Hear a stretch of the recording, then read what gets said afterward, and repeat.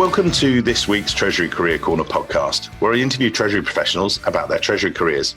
Each and every week, I talk to Treasurers about how they built their careers, where they are now, and where they see both themselves and the Treasury profession going to next. In this week's show, I'm delighted to be joined by Seth Marlowe, SVP Strategist as part of the Treasury Insights Consulting Group at Wells Fargo. Or as he has actually been nicknamed, the Treasury Whisperer. Well, Seth can explain exactly what that means.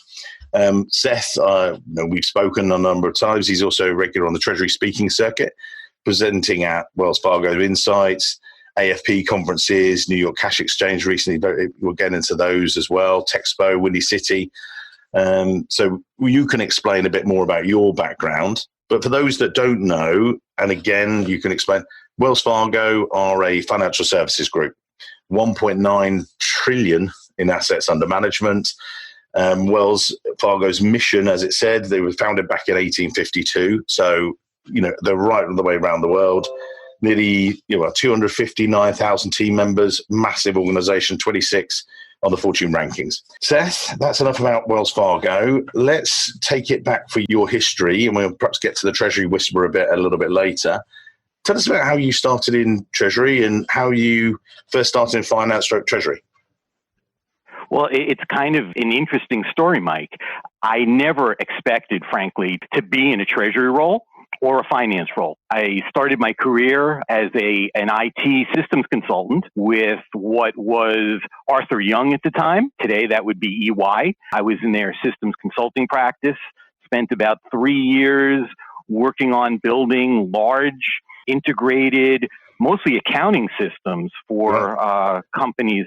And did that despite the MBA, certainly wasn't a CPA. So did a lot of quick learning on ledgers and subledgers and things of that nature.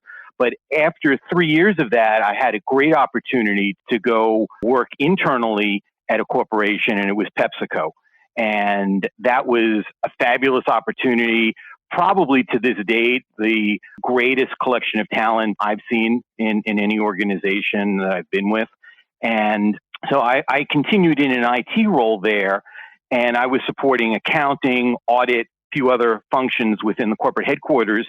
And there were about 2 years into my time there was an opening for someone to support the Treasury function. I thought, well, that's nice, but okay, not all that interested. I was approached by my manager and by his manager, who sat me down and said, "How come you're the only one that hasn't applied or posted for this role?" And I said, well, I didn't really think I was ready for it, and, really not all that big on finance. And they said to me, well, we don't want the other people that have posted. We want you. So I was incredibly humbled and flattered. And you say they wanted you. Why? What was it about you that was different, do you think, to those other guys? I think it was just the degree of professionalism, combination of business analyst, systems analyst skill sets, and they thought that I would be a good fit with what was a very high caliber Treasury organization that really needed somebody on the IT side. And then you progressed through Pepsi. What was that like? As you say, a great group of people. And I've known some Pepsi guys. They used to be based in the UK, but they're mainly obviously headquartered over in New York. You were based there, were you, right at the headquarters?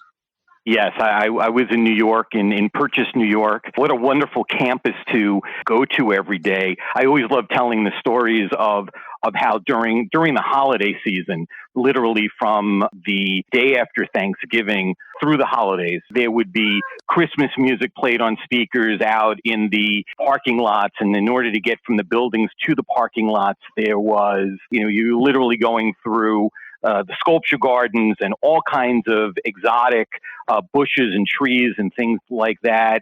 And, there were lights on. It was literally a winter wonderland. And I have goosebumps recanting that because it was so amazing. But that symbolizes what Pepsi was like for me at that time.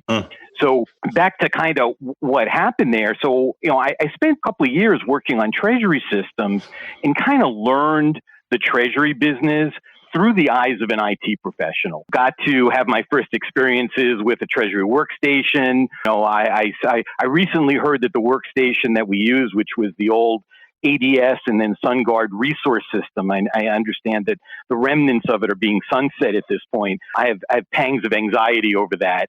But that was my entree into a lot of the Treasury work and Treasury systems work.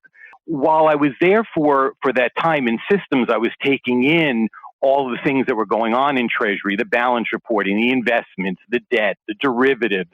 Often scratch my head saying, do we really need to do different derivatives for every funding that we're doing and every medium-term note?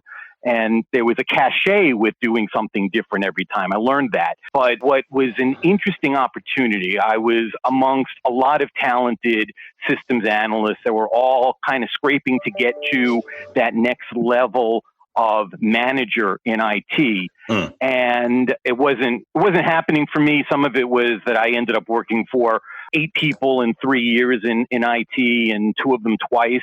So it was kind of hard to get the internal sponsorship, but there was an opportunity for one of my clients in Treasury who ran Treasury operations, was moving over to another role in capital markets. And I'll throw a name out there just because he and I have maintained a long-term friendship, Bob Lynn. He kind of created that opportunity for me. And I said, maybe that's the way. It's sort of, if not up within IT, let's go out and around. And Pepsi, like a number of really world-class organizations, was very big on moving people around, either divisions, different departments, and so on. So I thought it would be a great opportunity to go into Treasury, really learn that business in depth, run it, then to get that round-trip ticket to come back to IT at a managerial level, having already managed in Treasury. Interestingly, I think there was surprise by the folks in Treasury that I wanted that role. Competed against folks like a head of payroll and one of the senior managers on the AP side. The director of cash management took a chance on me and said, this might really work because our systems, you've got the MBA, we can teach you the rest. It was great. I worked for a wonderful teacher, mentor, and director, Diane Sutter, who is still with PepsiCo, and learned a lot. And we were a very powerful 1-2 punch with her running Treasury overall, Treasury operations overall. I had the actual day-to-day operational activity. She also had all of our cash consulting pieces as well. So it was great. And then you did a couple of moves after Pepsi. What was prompting those moves? Because you're in Pepsi, surely you could be Pepsi for the rest of your life, but you chose to explore a bit more, or what was happening? I think the 3-letter acronym for what was happening was Y2K. I got designated as the Treasury czar for Y2K. It was a fun task, but much bigger and broader than something that could really be done as a sideline to my day-to-day job. So we went through a lot of gyrations of trying to figure out, do I do both? Can I do both? This needs to become more of a full-time role. In the course of all of that, I got a little restless. Right. And I said, I've been in Treasury operations for 3 years. Let's see what else is out there. Maybe now's the time to get that round trip ticket back to IT, but a lot had changed in IT in 3 years. So the opportunities, rather than being internally, unfortunately, were more external, and actually made a move to leave Pepsi to go work for Praxair, an industrial gas organization, also in the Connecticut area. So go work for a former Pepsi person. So I thought that was the ticket. Let's go back to IT and kind of get that going again. A couple of roles there. You obviously, as you guys will hear throughout this podcast, that's a big theme for yourself. And a lot of the time, everyone's talking Treasury technology now and the future and everything else. But you've had that as a backbone, a foundation of your experience. But talk us through then. You moved through Praxair, but then Danone quite quickly into there, and then GE, where you were for a number of years. Yeah, so Danone experience, and for your listeners, certainly in Europe, Danone, very familiar name, Paris-based water and yogurt group. Here in the States, everybody thinks Danone for the Danone yogurt business. So the Danone water business was a combination of the Evian import business as well as what was referred to as the Danone project, which was to try to take the branding of Danone yogurt and extend it to spring water and distribute it in the U.S. And they were really looking to add to their finance leadership by bringing on a treasurer who had a very strong technical background. And part of the role included the receivable side of the business, which was a pain point for them.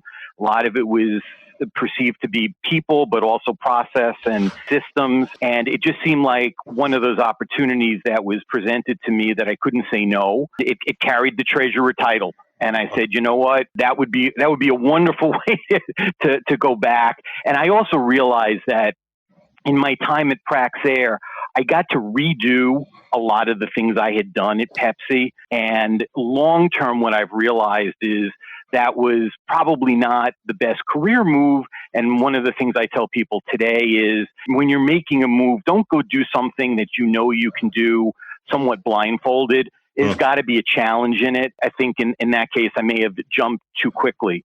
Through that experience, I realized I really loved the treasury activity, wanted to get back to it. So I made that move, and for 3 years ran accounts receivable and literally only had one person really on the treasury side that was managing our day-to-day cash. It was a fascinating time at the Danone water business because at the time Danone and Danone and Nestle were really in this fight for world domination in the water space. So we were being highly acquisitive. So we bought a water bottler in Pennsylvania that had 3 sites around the U.S.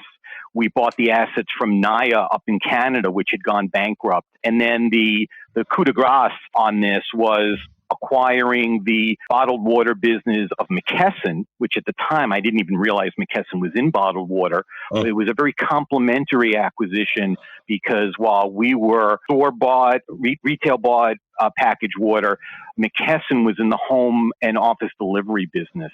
So similarly sized business.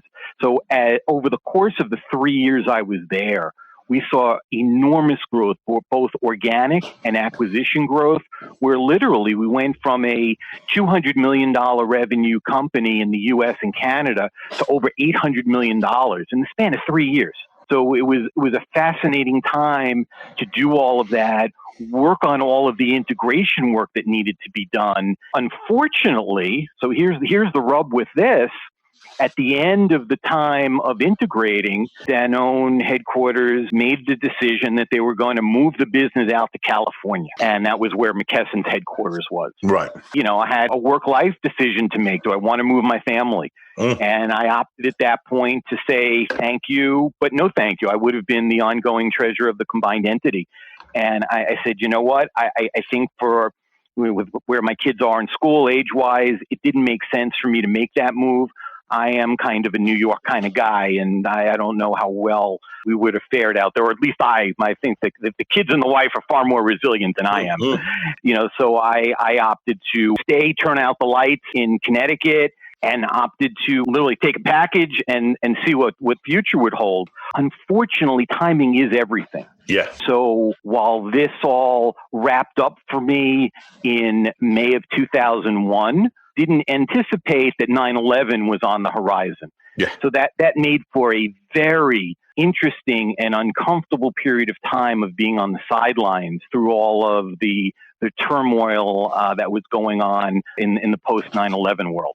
And also, just to chip in there as well, I started the business, the Treasury Recruitment, it was MR Recruitment, became the Treasury Recruitment business, Treasury Recruitment Company, back in 2002. And people said to me, why are you starting the business now? It's the bottom of a recession, if you like, still. We were coming out of that unsettled period. And I went, well, everyone will talk to me. And they said, what do you mean everyone will talk to you? They talk to you out. I said, no, there's no jobs around, but I can talk to lots of people, establish myself over.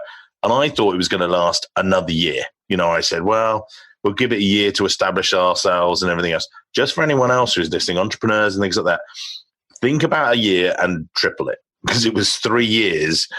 It was not till 2005 it started really to motor back. And I mean, but then you managed to find a home at GE. You know, how did that come about? I had tried for a while to get into GE, and there's an interesting thing that's happened in this region because Pepsi is in Westchester, GE Capital was based in Stamford, Connecticut, talking about 20 minutes by car between the two. There has been, over many years, a lot of people that made their way from Pepsi to GE. So one of the people who taught me so much about Treasury when I was in Pepsi's IT group was Charlotte Powell. She was a GE, and Dennis Sweeney had made the move. I didn't actually know Dennis when he was at Pepsi, probably missed each other there by a year, but Dennis was an assistant treasurer at GE. In the course of my search, I did some outreach, didn't necessarily get a warm, fuzzy response, not uncommon in those days anyway, with all that was going on. But then there was a posting I saw for an international treasury manager to work there. And I thought to myself, this has got to be reporting to Charlotte. So I picked up the phone and I reached out to her. I said, I'm assuming this job post is working for you. I said, it's probably not the perfect fit for me, but I'm not working right now. And so we had some discussions and she brought me in to talk to her people. And I had a most interesting first interview when I came there because I got introduced to one of her colleagues, Paul Burstein, who went on to tell me about this other role that had just opened up. One of his people was moving over to a huge project in Treasury with intercompany loans. He needed somebody. His group was called Strategic Initiatives. They were really the heartbeat of all of the systems from a Treasury operations perspective. They kind of owned the Treasury workstation that they had deployed not just to Treasury, but to all the GE business units. And it had the connectivity to all of the banks. And at the time, this was 2002, they were the poster children or the beginnings of the poster children for Swift for corporates. It was something that Dennis Sweeney was pushing for, Paul was pushing for. So I saw this opportunity to once again leverage that technology background back in a global world-class treasury organization. And the more that Paul and I talked, I think it was obvious to us that we were the right people to team up with one another. And I ended up being offered that position, and I jumped at it.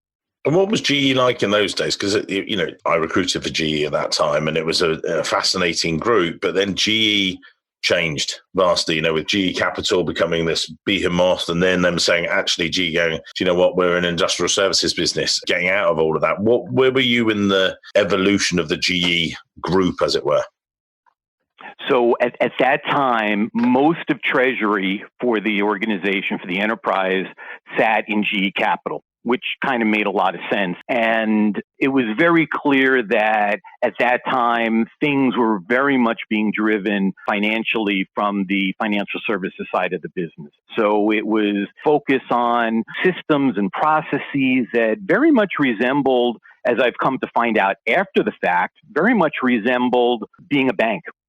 It was no longer this, we can batch up payments at the end of the day and transmit a file. This was the need for real-time payment initiation, real-time information. So there was just a tremendous amount of innovation that was going on within the Treasury group. And I mean, frankly, it was an amazing place to be able to practice Treasury and to learn, because the thing is, because it's so large, it was so large, you got so deep in any area that you touched that you could never get that level of expertise in any other Treasury organization around the globe. It was fun and exciting, a little nerve-wracking. I remember distinctly the first time I was told, Seth, you're in charge of our disaster recovery drill for our global Treasury workstation. And guess what? We're going to be backing everything up onto our backup systems and then running live for a day. And I kind of looked at them and said, you're going to run live on backup systems? And they're like, yeah, this is in our DNA. This is the way we do things here. And I was beyond blown away, because I had never seen an organization that not only, forget about just having disaster recovery or business continuity plans, they actually executed it. They executed it 3 to 4 times a year. So it was, nerve-wracking, because you knew you had to be up and ready within a couple of hours in order to get this ready. And then you're hoping that your backup systems have the resilience to be able to keep running the business forward. So it was an amazing place to be. And then you were there for 8 years? Yes. And then along came Wells Fargo. Now, some people know at the head of the show, I sort of described a little bit about, Wells Fargo, but perhaps you can explain it to people, for particularly we've got a lot of European listeners and UK listeners and things like that. So they perhaps don't know the group so much. Perhaps describe for them what it is and then how you came in and the evolution of you. Sure. So Wells Fargo is one of the 4 major banks in the United States, sitting at well over, actually close to $2 trillion in assets. And Wells been, like several of the major banks, a compilation of many mergers over the years that have created this behemoth. Norwest, which was a bank based in Minneapolis, First Interstate down in Texas many years ago, Wachovia, which itself was a roll-up of First Union and Core State. So during the financial crisis, Wells Fargo stepped in, had a very strong balance sheet, and was able to, in essence, acquire and merge with Wachovia. So that created this national footprint of branch banking and huge middle market capabilities, as well as, to a lesser extent than the likes of Citi or JP Morgan, a corporate and investment banking capability as well. So where I was as kind of standing at GE, I was always questioning what's next. You have to be. And, I'm very much a believer that you meet people for a reason. You don't always know why, but I had the occasion to be asked to step in and be a presenter at a conference. In fact, it was Eurofinance in Miami. It was Dennis Sweeney was supposed to speak with Jeff Horowitz from Bank of New York. And Jeff's become a great friend over the years. And I didn't really know Jeff at the time. Dennis couldn't make this presentation, personal matters that came up. And so I stepped in and I got a lot of time with Jeff. And then the more we talked, he said to me, you would be an amazing treasury salesperson. I'd love to have you in my organization. We talked a lot more about that, and it planted some seeds. After that, I think as I was looking forward as to what's next, I realized, I wasn't necessarily going to be or want to be the next assistant treasurer or deputy treasurer at GE. It wasn't necessarily the realm. I love payments. I love the technology. And I think in order to keep that focus, it would be impossible to have to become so much more broadly a generalist to, manage such a large organization. So I started thinking about, okay, for the next step, how do I get to a bank and the right bank? Didn't know exactly what the role would be, whether it was going to be something in sales or product or strategy, but that became the thinking. It also became a question of who can I go to? Because I knew darn well if one of our close banking partners, won't name names, but if any of the top tier banks that we had relationships with had taken me out of GE, it would have, or attempted to, it would have been a huge relationship issue. I knew that I wasn't going to go down that path. So I knew it would have to be with someone outside my normal realm. Lo and behold, a former Pepsi colleague of mine, actually we were never really colleagues, Sandy Horowitz and I kind of passed in the night. He probably got to Pepsi a few months after I left. He was looking for some new opportunities, and I was trying to get him into GE to do a treasury consulting role. That didn't come to fruition, but Sandy landed at Wells Fargo. And he landed in this role working as an internal consultant focused on helping the biggest customers of Wachovia get converted over to Wells. They literally needed people with treasury, banking, and technology experience to do this. So Sandy called me one day and he said, hey, I want to let you know I landed. This is what I'm doing. And my immediate reaction was, hey, are they looking for any more people? I said, as a matter of fact, yes. Yeah, when do you start? Yeah, pretty much. And it was the first time in my career, only time in my career, that I interviewed remotely, strictly by phone calls, and landed the role. I looked at it as a stepping stone. This was the bridge to get me over to banking. Figured, okay, this is probably the next 2 years of my life. I'm going to learn everything I can about Wachovia's legacy systems and Wells Fargo's go-forward systems and everything in between. And it brought me in to start seeing customers. I was given a portfolio of 20 some odd big names, likes of major telecoms, major state government. And some interesting things started to happen because when I spoke to these folks and explained my background, having come from GE and Pepsi and Dannon and with the IT background, they looked at me very differently than the way they did at my peers, my treasury sales officers, the relationship managers. They're like, wait a second, you've walked a few steps, or it sounds like a lot of steps, in my shoes. You were the same as them. You Exactly understood their pain. Yes, exactly. And, I lived through so many mergers of banks over the years and knew the pains of Bank of America, Nations Bank, and Chase and Bank One. And I could rattle off dozens of them because it didn't matter where I was. My groups were always impacted by these changes. And what attracted me to the philosophy that Wells had on this was that they were very clear this was Wells' merger. It wasn't the customer's merger. So they were trying to do everything in the bank's power to ensure that this would go as smoothly as possible and be as the least bit disruptive it could possibly be. Part of this was bringing on a team to really work with the customers who were, the team was described as the highly integrated relationship team. So imagine the customers who had integrated systems on the payables and receivables and payroll, and a lot of file formats going back and forth, and they're going to have to rejigger all of that. So the focus was big, impactful from a revenue standpoint to the bank, impactful to the work effort involved of going from legacy Wachovia to the new Wells Fargo.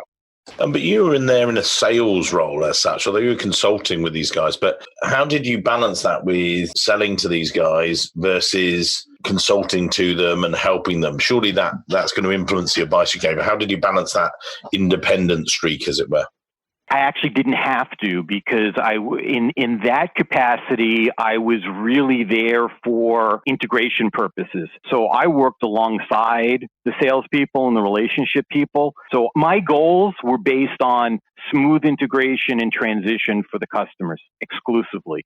So I wasn't involved in the sales cycle. Sure, I got pulled in on things that perhaps customer was looking at buying and integrating in the course of the transition, but I wasn't really in that kind of a role. But what this did was it gave me 2 years of being aligned with sales and relationship to watch and learn how it's done. And so that was a beautiful thing, because let's face it, these integration projects, I mean, I was a full-time employee, but there was no guarantee that there would continue to be work afterwards. So when things were done and we wrapped up in February of 2012, we all knew that we had a certain period of time to try to find another role. I got a very interesting phone call one day from one of our divisional sales managers who ran our technology, media, telecom group at the time. And, I had worked with several of her customers, and she had come on some of our integration calls, and she had been impressed. And she said, there's this role in solution sales, which I think you'd be dynamite for. Have you thought about sales? And I said, of course I have. And she connected me with the gentleman who to this day is the group head for me, Gene Sellers. It gave me the opportunity to actually take that practitioner background now and use it in a sales role. But it wasn't as a primary sales officer. It was really on the integrated solutions. That's what our solution sales group was.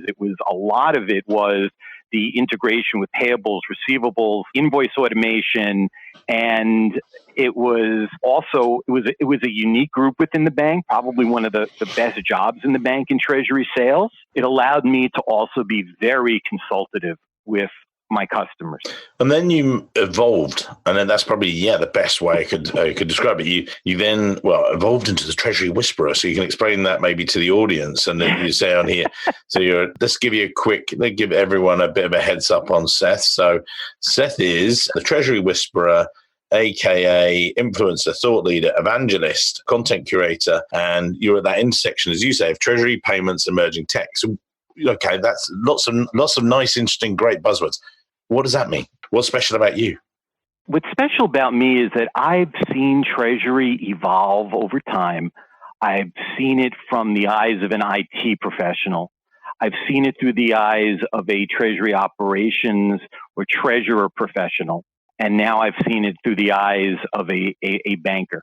So I've seen it from all the angles. I kind of get it. I love technology. I love the strategy. I truly love working with our customers. And all the experiences I've had have been so consultative to our customers. And so as I was sitting in that role doing the solutioning work, there were just so many conversations that would come up where customers wanted to talk about things that weren't necessarily in our bailiwick of product to sell per se. It was thinking about doing a payment factory. I'm thinking about in-house banking. I'm thinking about, we're acquiring a company and now we're going to have 3 divisions, and I'm not sure whether the organization should be completely centralized treasury or decentralized. How do I operate in that environment? I saw opportunities to be able to help consult and to continue to foster that Wells Fargo relationship. So I, with permission from my management team, I started taking on some of these small one-off conversations as a Treasury executive advisor was the original words I used for it, or a senior advisor. So I would go in specifically to talk about, specific pain points that customers were having in areas where there wasn't necessarily a product to sell. It was all about the relationship. And again, because of the background and the places I'd been, it was a very natural conversation. I was always amazed at how locked in on me our customers were. And I realized there was an opportunity to do more and more of this. I was going to say, and then you've taken that sort of aspect to things and you've grown it because you're now key to the New York Cash Exchange. So perhaps explain that if you would, and you're doing a lot more speaking.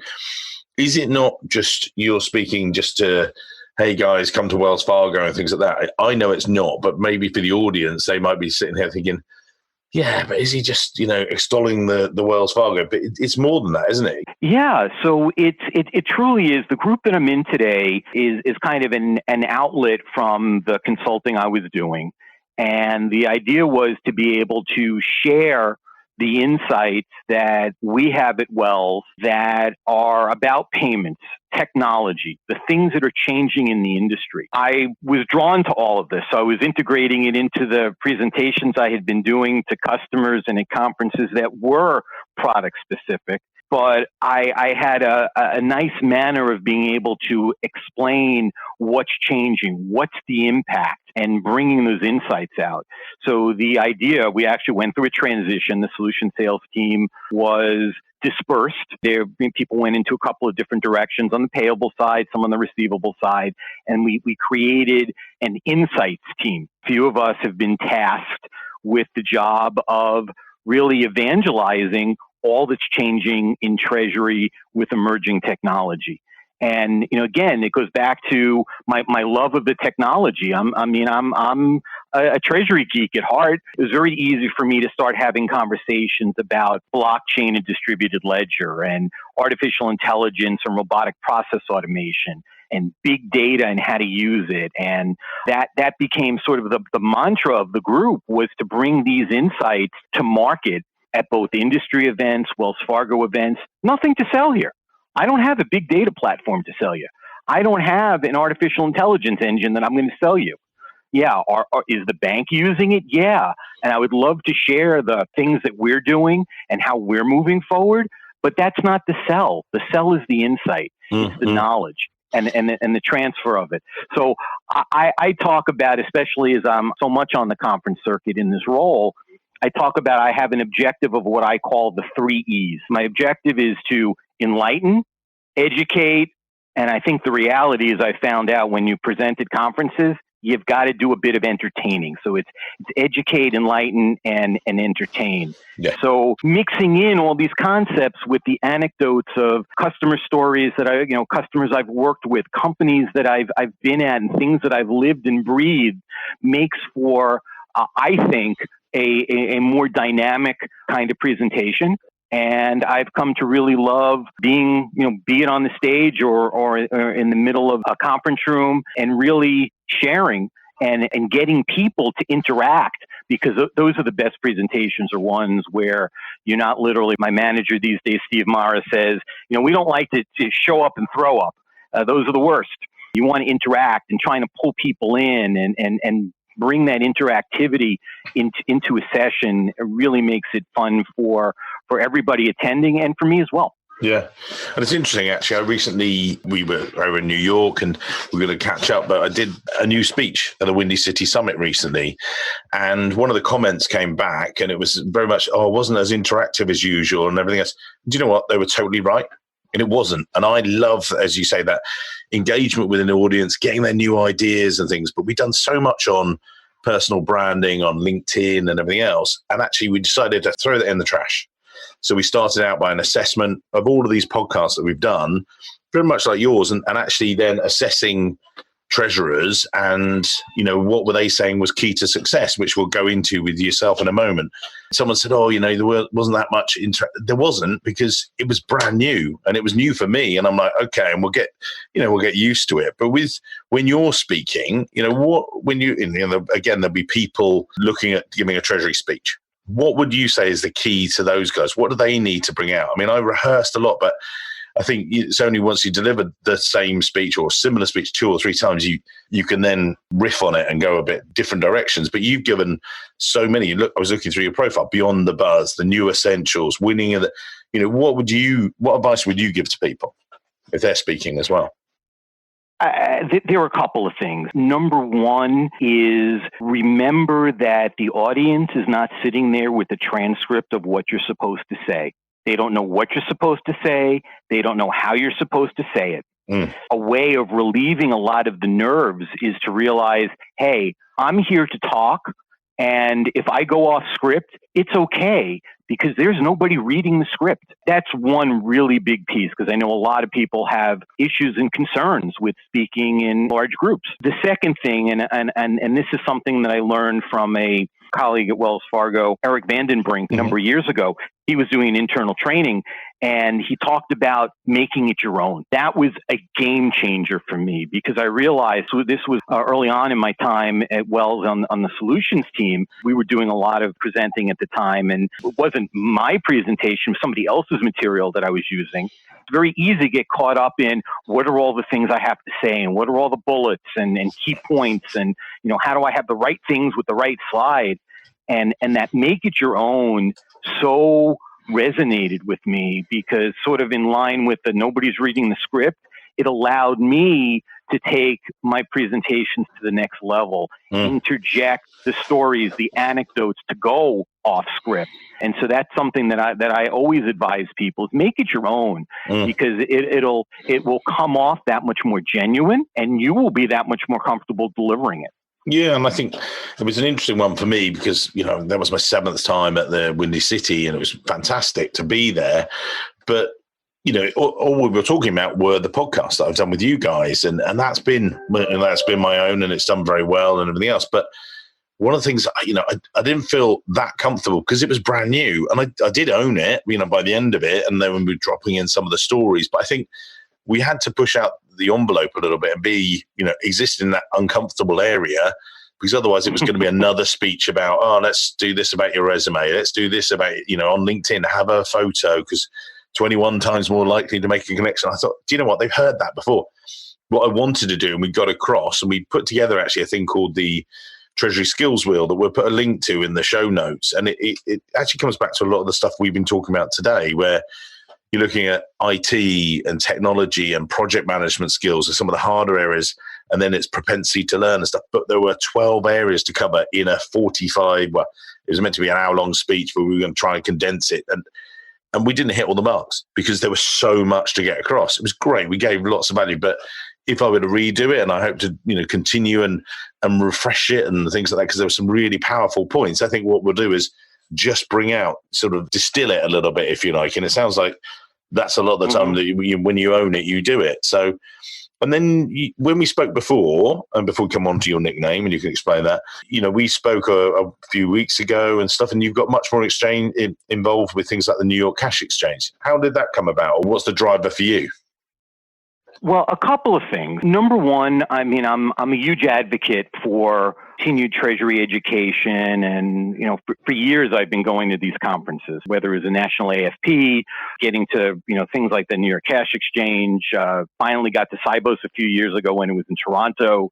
I'm seeing changes. I'm seeing a lot of these conferences not having the degree of success that, let's say, a Money 2020 is having, where it's all the buzz and the rage of fintech. And how do we get these groups to also bring in the younger folks? You look around the crowds at a lot of these conferences, and it's an older crowd. You're not seeing much in the way of millennials. How do we get them interested in Treasury? And so a number of those things. And I become friends with Rich Serpa, who works for Kyriba, and he's the president of the Treasury Management Association of New York. What? And I said to him, is there a way I can get involved? I know I don't go to monthly meetings in New York because I'm up in Connecticut. Is there a way to get involved and help out with the conference and membership? And it turned out that they actually weren't in need. There was a turnover of a person on the board.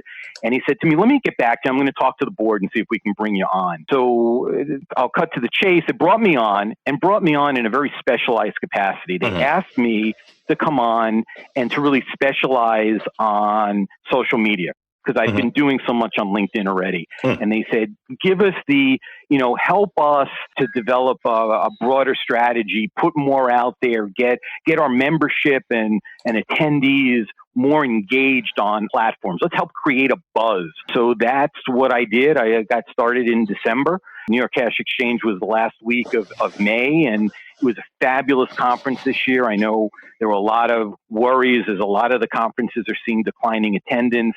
We were just about at par with last year, which we thought was huge, and particularly amongst the practitioners. It was great, and we also changed venues, so we moved from one hotel to another, so there was a buzz about it feeling a little bit different and that, and the social media, and we did some videos to kind of get people excited about what was going on this year. And so it's really been a lot of fun working with them. It's a terrific group, and I've always believed that enthusiasm is contagious. The sense I've gotten from the rest of the board members is, hey, they've been re-energized, and we're already starting to talk about the New York Cash Exchange 2020 is going to look like. So I'm really excited about that, and that's in another 12 months off.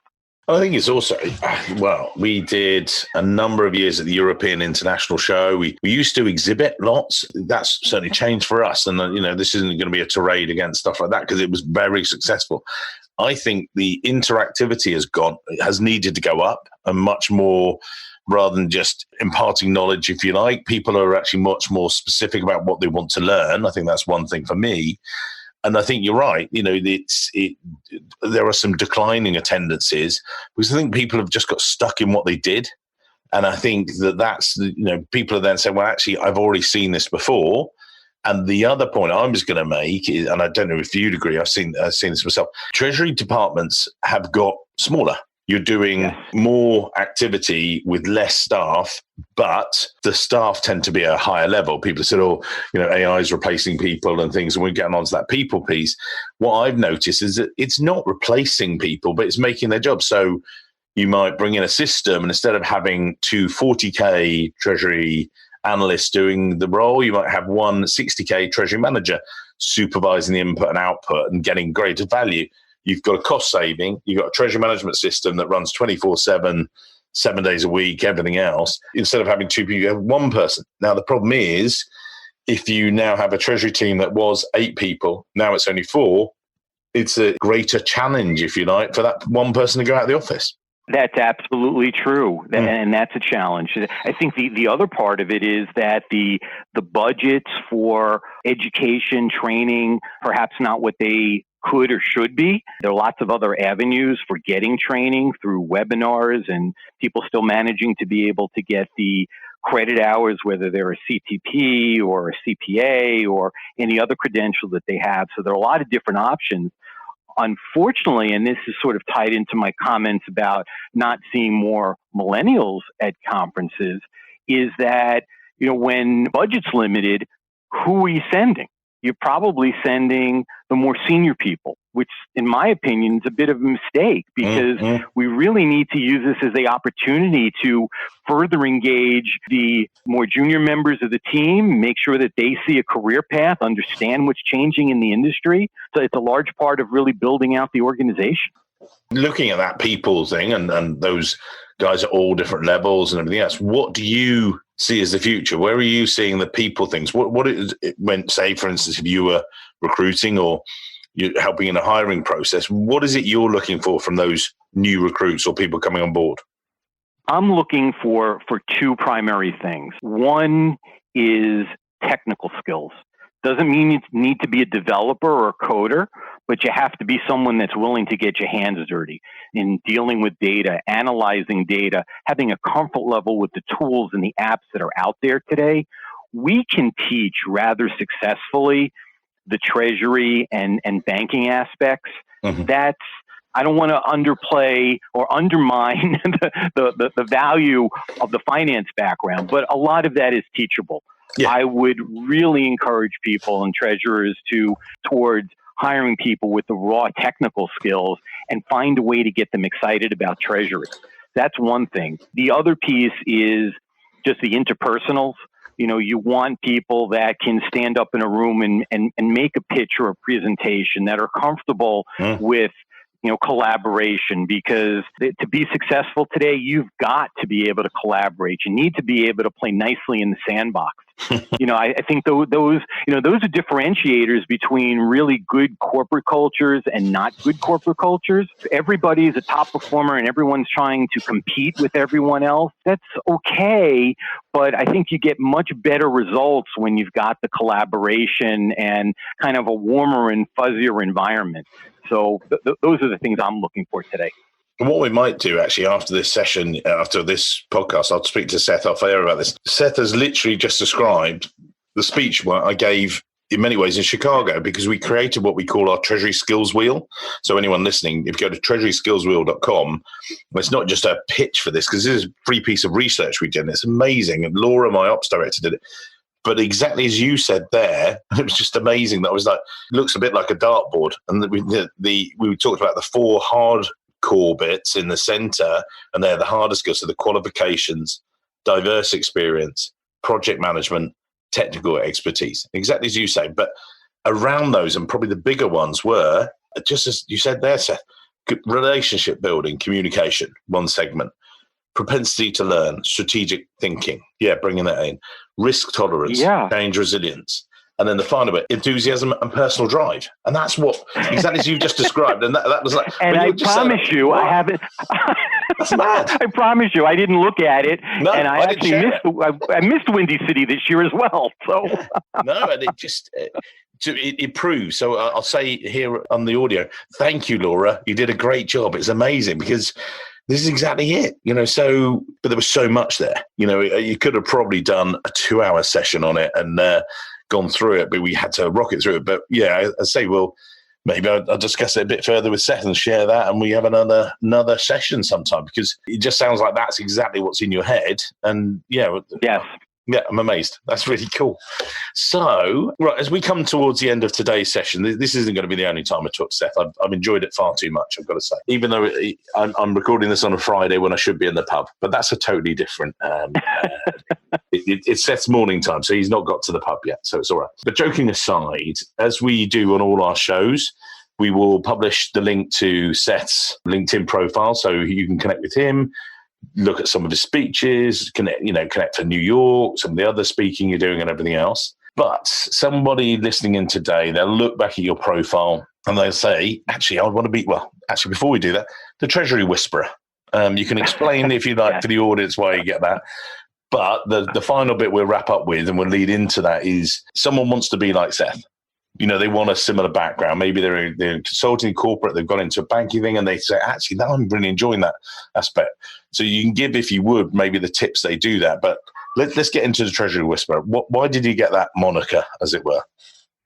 So it's kind of interesting. It was something that really started when I was starting to venture into doing some of this Treasury executive advisory work. I was trying to describe that to people and trying to figure out, how do I phrase that? How do I even put it on my LinkedIn profile? This was probably about 2 years ago. I said, there were all these whisperers out there. Instead of being an advisor, I said, all right, let's put a twist on this, because I'm constantly playing with my profile. And let me put it out there as Treasury whisperer. Kind of has the same connotation, but on a different level. And it was literally at the back end of my profile. I didn't really think a lot about it, but I put it out there as I'm very actively networking, and I learned the art of networking when I was between Dannon and GE, and had lots of time, and I learned kind of the art form, which I continue to do today. As the network continued to build and as I'm presenting more, people are seeing it more. So I had a revelation, and this was earlier this year, doing a webinar for the Philadelphia AFP group, another treasury group. And I was introduced by a retired banker who runs a lot of the education sessions for them, Chuck Stanbach. And Chuck introduced me as the Treasury Whisperer. And it was the first time I heard anybody else use those words. And I'm sitting in my home office getting ready to do the webcast, and it hit me. Is like, talk about personal branding. I've now got a name for my personal brand, and it wasn't planned. It just sort of happened, and I basically took that afterwards, and I said, all right, I'm putting that on the front of my profile now, and I've got a brand, and I'm going to use that and leverage that. I'm not trying to make a big push about it. If people talk about it, great. I think it's great to have a brand name. I am going to kind of look at getting it trademarked.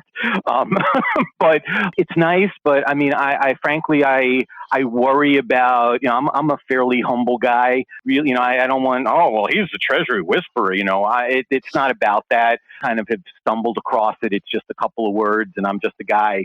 But that's kind of the story of the Treasury Whisperer. And actually it resonates. You say about that humbleness, and as a recruiter, would you say you're humble? I don't know.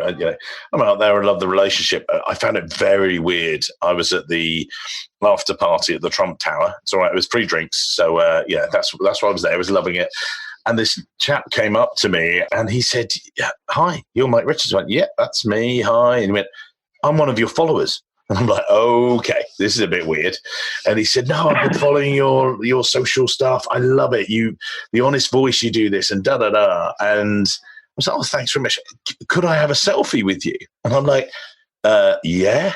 And it felt, to this day, is one of the most uncomfortable things I've ever done because I'm not that selfie guy. I see you do some of them and stuff like that, and I'll do it with my clients and with candidates. We've had a few when I'm going out celebrating drinks. I still find it really unnatural because I'm just doing my job. And he was like, no, you've really helped me, in my career, and the stuff you posted in the Treasury salary survey, you've really helped me in my career. And I'm like, look, that's just my job. We don't get paid to do that bit of the job, but it was just very touching as well. I was sort of, very, as you say, very humbled. And I was just like, oh, okay, that's a bit weird. I so agree with you, Mike. And what I find is that, a lot of what I do is not necessarily for me. It's my sharing of knowledge, sharing the things that I'm passionate about. And I know that there are people that genuinely take something away from that. It's making them better. They're learning. And so I've had similar situations. In fact, it was kind of shocking to me. I think it was 3 years ago or so, maybe even 3 or 4 years ago. I had started blogging internally at the bank. So it was all by email, and I kind of gotten a bit of a following there. And I showed up at our national sales conference. And people were chasing after me saying, I want to meet you. I haven't met you before. I want to talk to you about this. And I was just like, what is going on here? It was bizarre. And then, of course, I recanted this to my wife, who always manages to, tamp me down and bring it back to us. That, she's like, listen, please make sure when you come back from this conference that I don't have to, get the front door widened so we can get your head through. So, I kind of get that balance when I get back to the house. Family, she and the family are very good at, making sure that I stay humble. So you now have double gatehouse doors as you walk in. You're like, just that's correct. I'm back, the French doors. Yeah, exactly. Look at me. I'll go around the back. And as you say, it's what I think also people should appreciate as well, that you go to these conferences, right, Seth? Do you get paid for them? Yeah. No. So you do. So what you're saying is you get to go there, you travel around, I sometimes talk to the delegates that are there, and this guy said, so do you get paid for this? I was like, no, I just do it because I like to share the knowledge. And I know at a later stage, you'll call me when you want some advice, when you're looking to recruit, and it's building that network and helping you guys. And if you give it out, then it's always going to pay back. So, it doesn't want to sound too altruistic, but yeah. I'm a very big believer in trying to pay things forward. There have been people in my career that have been mentors. There have been people who have helped me when others wouldn't. I feel a responsibility to be able to pay it forward. And there is no greater feeling than seeing people that have worked with you or for you, that you've guided and you've seen their successes, or you've helped people land opportunities because of connections you've made for them. I mean, it's just so incredibly rewarding.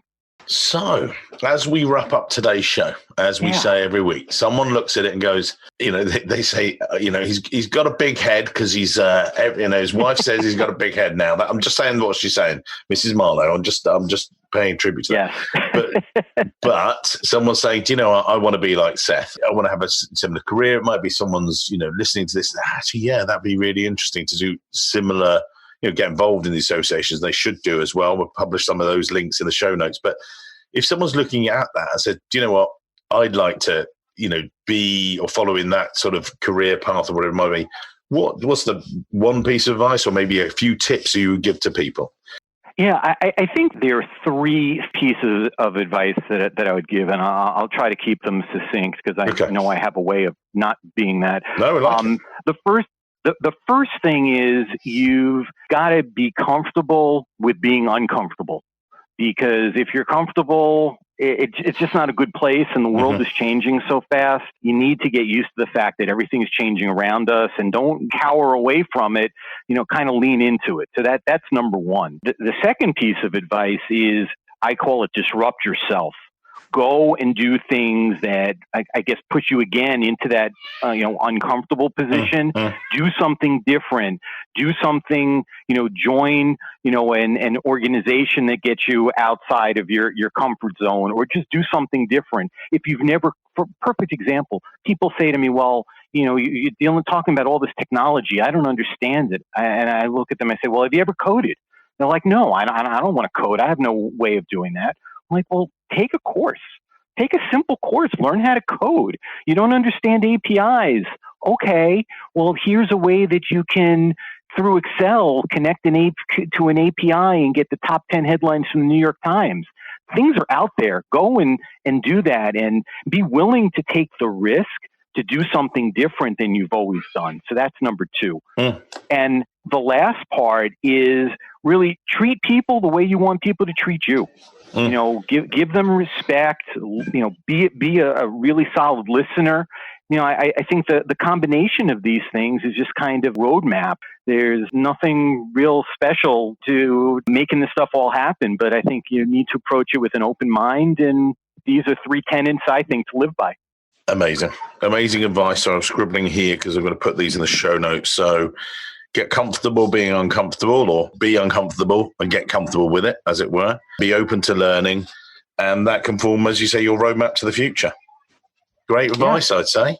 Seth, as I said earlier, this isn't going to be the last time I talk to Seth. There's going to be some more shows that we're going to do, some special edition shows and feature shows, so I'll perhaps get you involved in those. In one we've got coming up, it's going to be Treasury Technology. Why bother? That's just the working title. That would be great. Yeah. So we're going to get some contributions from people about where we see it going. One in particular, I was with a lady, international treasurer. I'm hoping she's going to be on the show. She's had to learn so much with the Treasury Technology that she's done 100 hours of study about RPA. And for those guys, that's robotic process automation and AI, and she's actually learned this, so she can actually use it firsthand. She's not going to do it all the time, but she literally knows how to program and do it and things. And this is an international treasurer, so we're going to have some of those shows, so we'll get Seth involved in those. That's it from me. I think you've had enough hearing from me. It's been amazing to talk to Seth. Thank you for your time today, sir. And I look forward to talking. Thank you, sir. Well, I look forward to talking to you in the future. Be great. Thanks for your time. Wonderful. Thank you. All right. Cheers, sir.